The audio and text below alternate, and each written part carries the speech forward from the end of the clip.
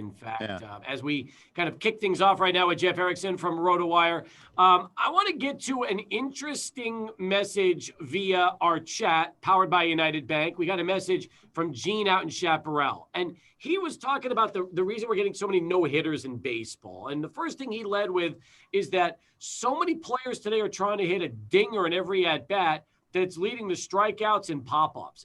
What do you think about Gino's thoughts on why we're getting so many no-nos so far? There might be some merit to that. I mean, I think it's because the return on investment on just mere contact isn't as good.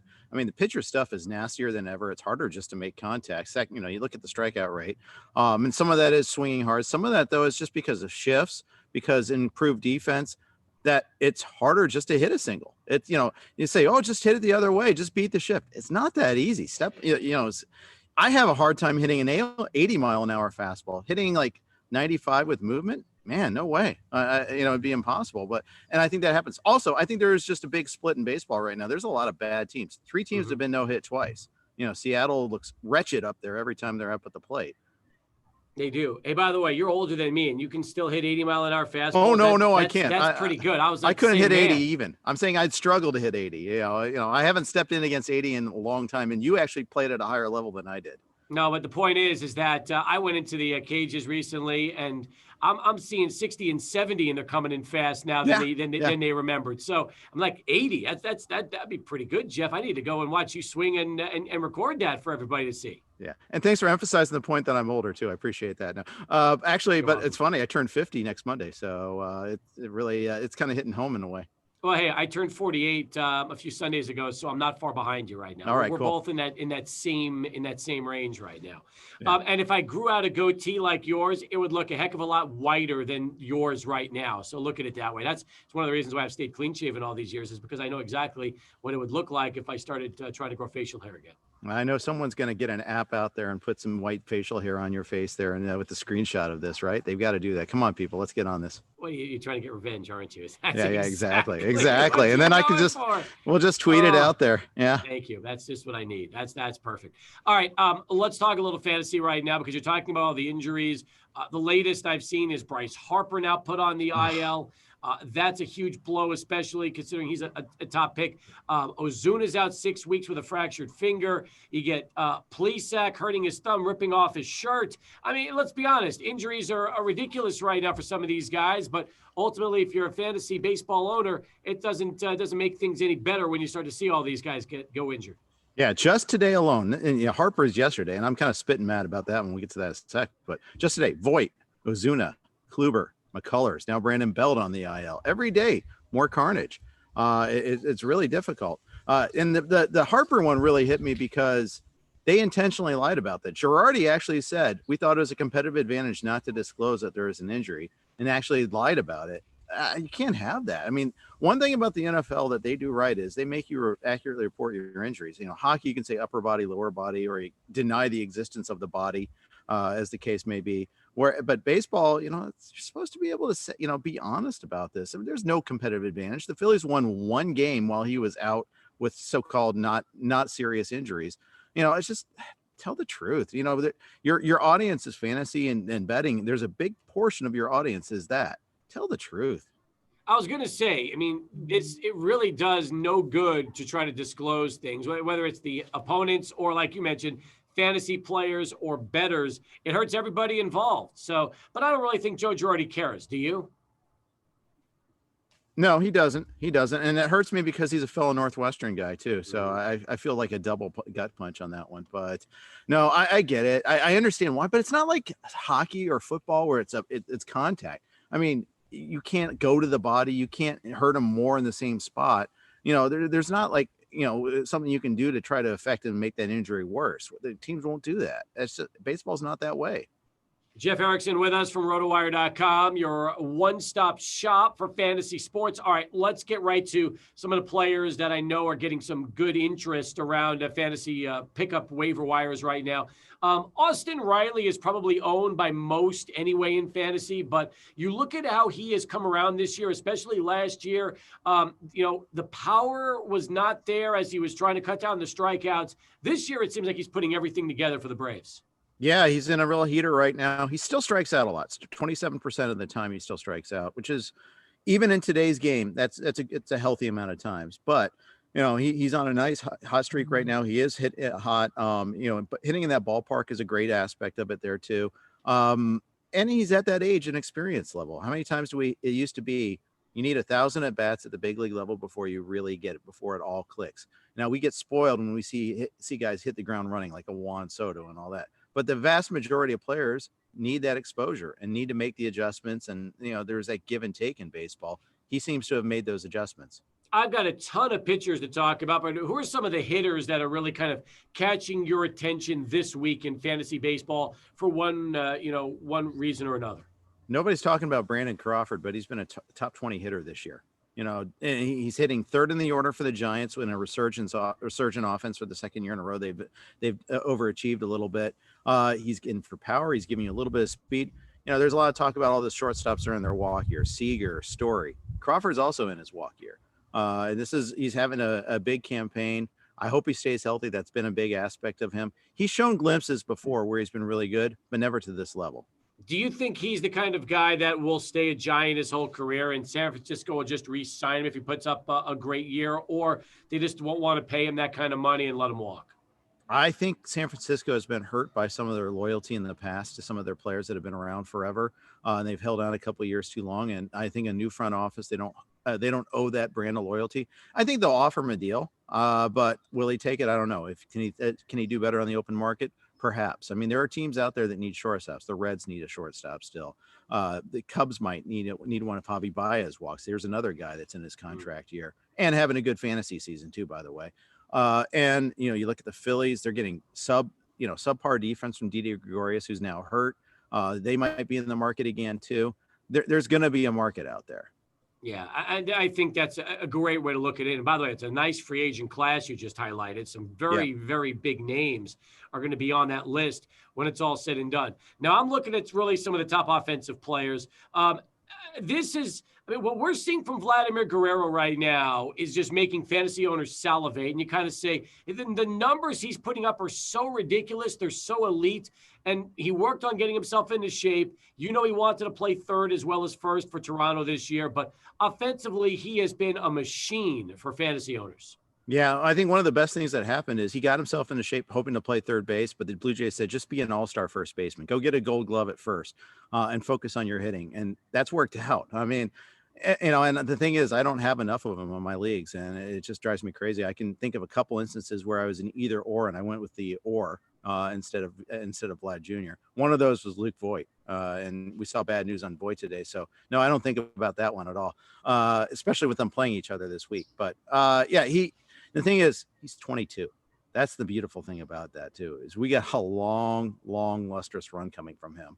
Are we seeing right now the beginning of what's going to be some incredible peak years for Jesse Winker out in Cincinnati? Yeah, he doesn't run, so I do worry about that in the long run. How mobile he'll be to stay in the outfield. I know there's some talk eventually that he may have to go to a league where there's a DH. Now, we may have a universal DH after this season, with the new collective bargaining agreement, so that won't be as much of a concern. He's another guy that showed up in better shape in spring training, and it's made a difference. Plus, he's just, again, at that level. He's always had good on-base skills, but now he's doing bat to ball a lot better, not striking out as much. And they're leaving him in the lineup against lefties, which is something I love. Trey Mancini, are we talking about comeback player of the year? It's slam dunk. I mean, coming back from what he came back from, he just playing 2 months would have been enough for him to win it. The fact that he's playing well is just gravy. How about Robbie Grossman out there in Detroit? Fun story. He's running more than he ever has. I think he had 9 stolen bases last time I checked. Batting leadoff. There's not too many good stories offensively with Detroit, but he's definitely one of them. Yeah, he really is. And then I'm looking at some of the other names near the top of the list. Ryan McMahon is doing a really nice job filling the void after Nolan Arenado left for St. Louis. Yeah, they just have a lot of voids to fill is the problem. I mean, and part of the problem too is like they've got Brendan Rodgers coming up. They lose Story. Rodgers needs to be ready. Yet Rodgers isn't playing every day. He's playing a couple days a week now that he's healthy. They're really stunting his development, and that's like the Rockies way. I feel like they do this all the time. They did it with McMahon. They did it with a lot of players. Charlie Blackmon, they lost out on some critical time on him, waiting a long time to give him a job. They just have it's not even real platoons. It's just like young guy, old guy sort of thing. Yeah, it really is. Meanwhile, very quietly, Randy Arozarena is having a really nice season for Tampa Bay. He sure is. He started off slowly, and he's been on fire the last 2 weeks, along with his team, who is just ripping it right now. It's fun to watch. They did finally lose yesterday to the Royals, but they had 11-game winning streak, swept the Jays in Dunedin. They had a nice big surge there, and they're kind of doing their Rays thing where you're like, how are they doing it? How are they beating everybody? But this is just a smart team, and Rosarena is one of those big parts. Joey Wendell is another. They mix and match better than anybody else in baseball. Jeff Erickson back with us from Rotowire.com as we talk more fantasy baseball and fantasy fallout. Hey, we talked hitters earlier. Now I want to start talking pitchers with you because there are some really interesting names on the waiver wire. In some leagues, they might have Alec Mannoa still available right now. What can you tell us about the 23-year-old prospect for Toronto? Supposed to make his debut today, but they got rained out. He's a first-round pick, 2019, 11th pick overall, was crushing it in AAA. I think he had 27 strikeouts in 18 innings. He was great in spring training against those same Yankees, as a matter of fact. Now, it wasn't the full lineup there. It was, a half a lineup there, which is still pretty good. But big kid, and he just generating tons of strikeouts in the same class as Logan Gilbert, as in Daniel Lynch, but I think he's more ready. He had those, 3 starts in AAA may seem like a small amount, but Lynch had 0, and Gilbert had 1 where he wasn't that great. I think he's kind of proven more that he's ready, and my goodness, the Jays need him. Is Rich Hill back right now as far as his recent performances with Tampa suggests? He's back for now. That's what Rich Hill always does. Until the super blister or an elbow problem arises next again, he'll be effective. Now, of course, yesterday was an extreme. You can't expect him to be this good every time out, but he's thrown a little harder and he's just getting great results. Austin Gomber had a nice start against the Mets, and you kind of wonder now if he's turning the corner in Colorado after that trade from St. Louis.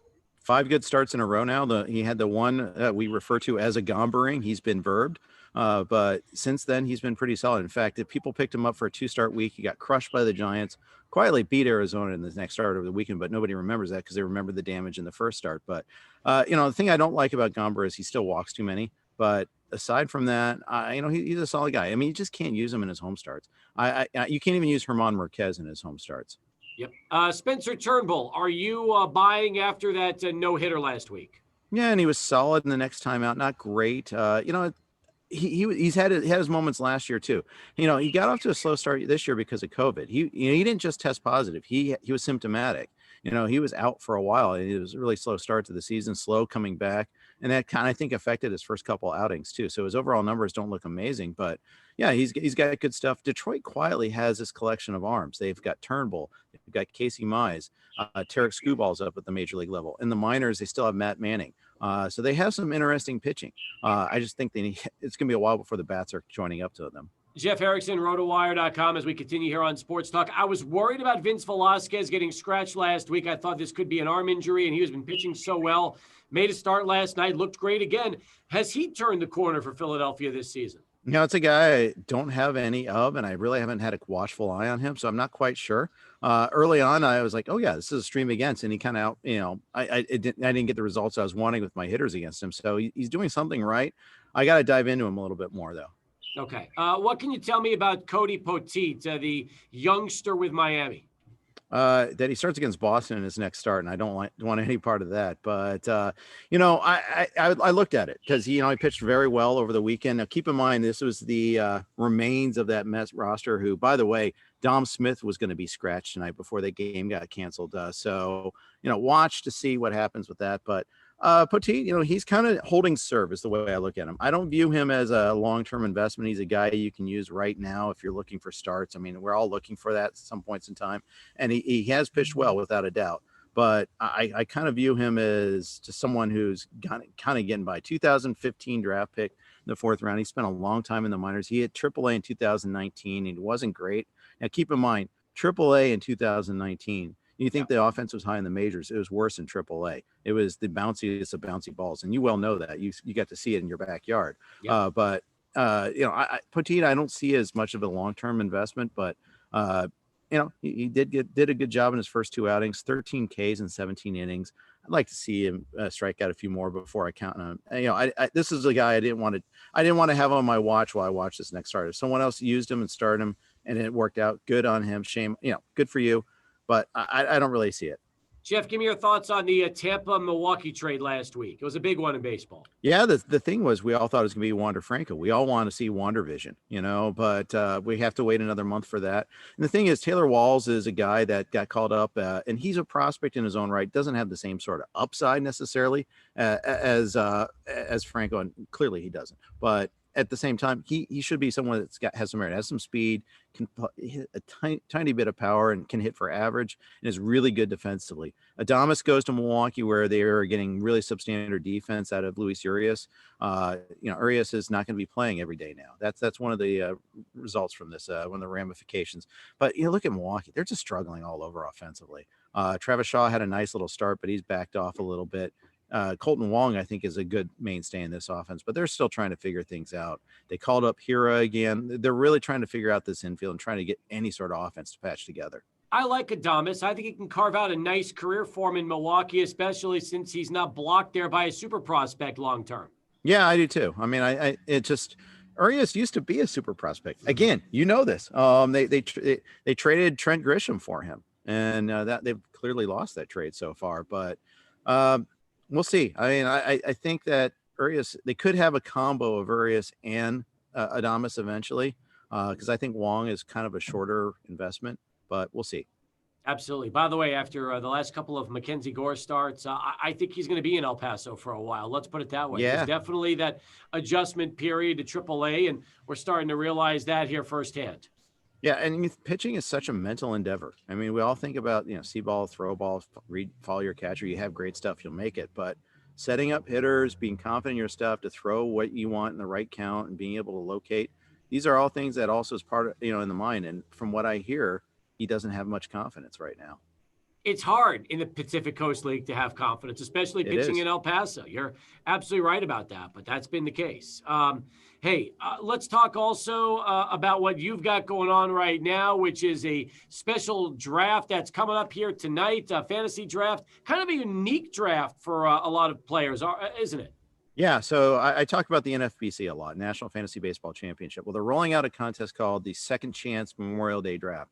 Stats count from Memorial Day on through the rest of the season. There's a 12-team league, but you're also part of an overall contest. So we're doing the first of those drafts tonight in about 20 minutes, and it's fresh powder. There's no average draft position from these drafts. We have to kind of figure it out on our own where guys slot. Now that we have 2 months worth of data, we don't get to keep those stats, but they're leading indicators. Where does Luis Castillo go after such a horrific start? On the flip side, Adolis Garcia, where does he go after coming out of nowhere?